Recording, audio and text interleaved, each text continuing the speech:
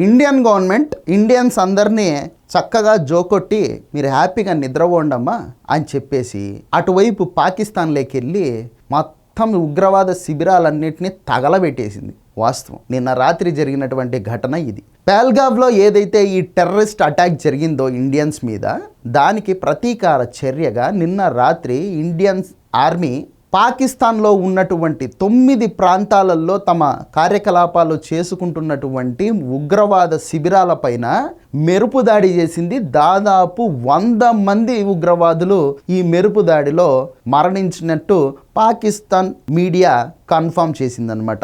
ఎక్కడెక్కడ Indian army దాడులు చేసింది అంటే ఇంటర్నేషనల్ బార్డర్కి దగ్గరగా ఉన్నటువంటి బహ్వాలాపూర్లో, అలాగే మురిడ్కేలో, గోల్పూర్లో, సవాయ్ క్యాంప్లో, బిలాల్ క్యాంప్లో, కోట్లీ క్యాంప్లో, బర్నాలా క్యాంప్లో, అలాగే సర్జాల్ క్యాంప్లో, మెహమూనా క్యాంప్లో. సో టోటల్గా 9 క్యాంప్స్ అనమాట ఈ